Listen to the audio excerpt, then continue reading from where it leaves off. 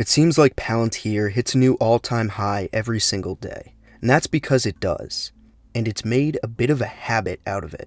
This is my latest update on PLTR stock. I'll go over my continued analysis on the stock pushing higher, discuss more on Palantir's future success, and the much anticipated and worried about upcoming lockup period, something no one really wants to discuss. All that coming up. I was among the first to buy this stock and start making content on it back in September.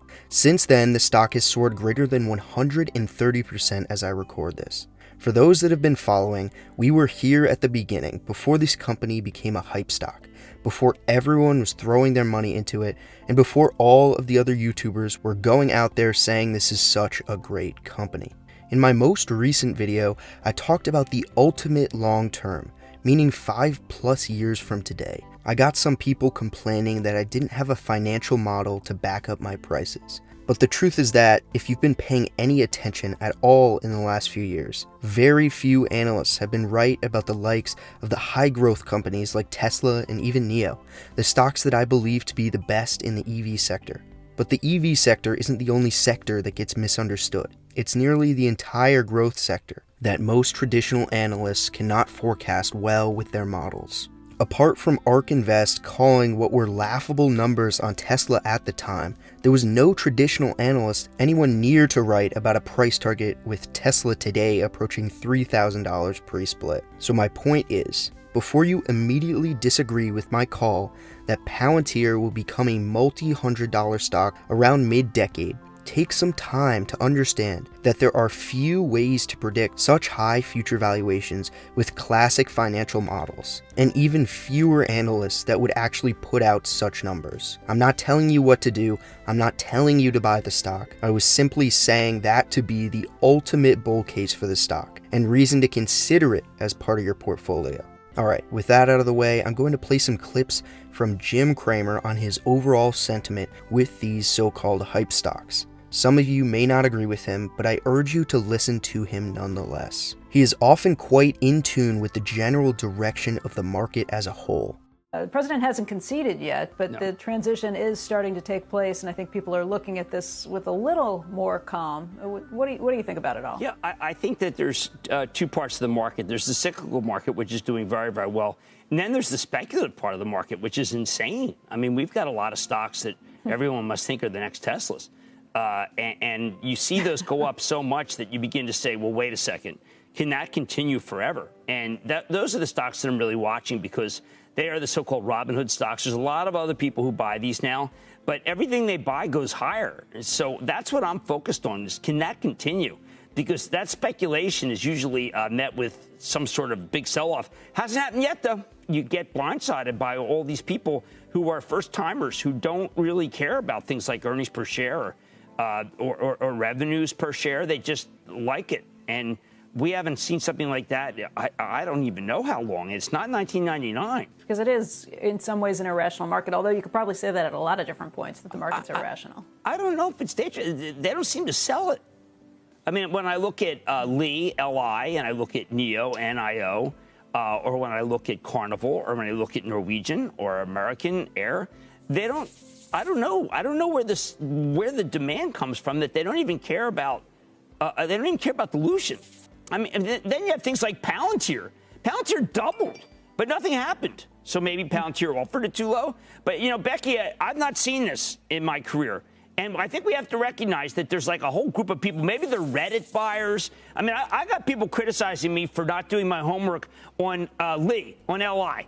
Well, I don't know. It doesn't have any. It's just a Chinese van company. I mean, Becky, it's just look at Lee. Look at that. I got people saying, how can you tell us to take profits in Lee? And there are people who think I'm a war criminal because I want to take profits in NIO. But NIO went from 10 when it was on 60 Minutes down to 2, and now NIO, it's like, these are ridiculous. It's the most speculative market I've ever seen. I'll tell you.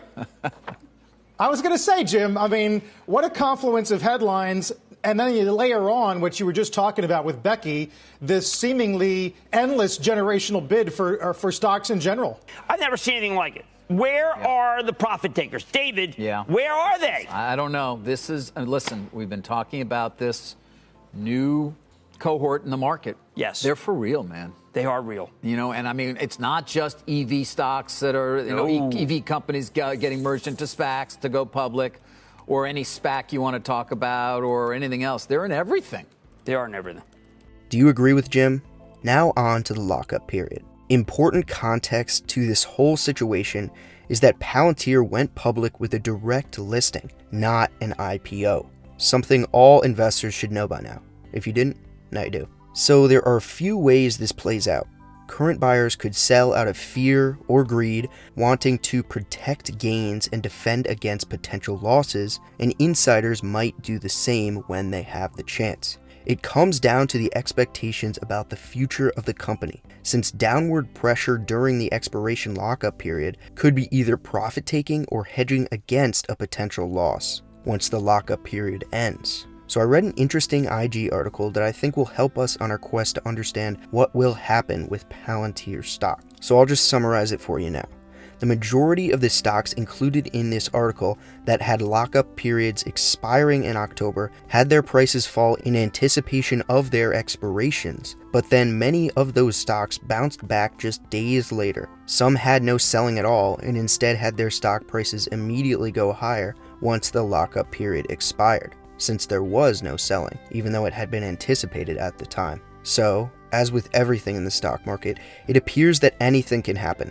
Of course, but there shouldn't be too much to be worried about. Ultimately, volatility from traders who are cashing out will likely provide some downward pressure on Palantir before the stock expiration period. That being said, since this company is strong and growing, the price should come back quickly with support, as we saw when PLTR came down from $19 to $18, only to rally again to new highs.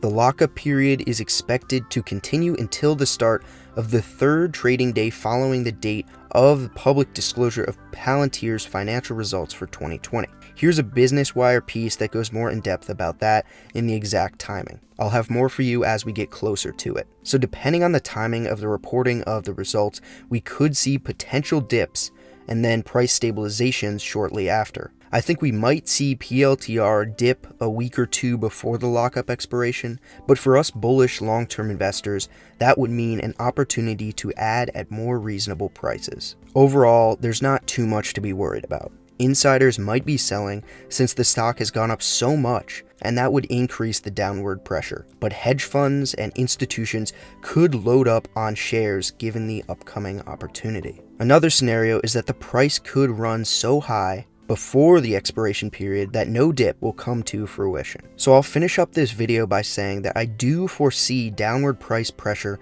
as a result of the lockup expiration, but I do not think that a potential drop in price should change your long-term thesis or targets on this company. It's certainly not changing mine. If you're a short-term trader, yeah, there's probably some sort of way you could use options to make some huge money here, but I have no experience in that arena. So I'll leave it up to you to balance the risks and rewards of making any short-term decisions on this analysis. As a long-term trader, I'm not worried in the slightest. I know I keep saying it, but I will be here to cover whatever happens. Did I calm your fears about the lockup? Of course, I could be wrong, and you should always consult a professional if you are making risky trades. But we've had such an amazing run with this stock. I hope all of you are enjoying it and not getting too caught up in the hype. I'm here for the long term, the mission, the growth, and the employees that Palantir has. Drop a like if this research was helpful to you, and subscribe if you haven't already. Until next time.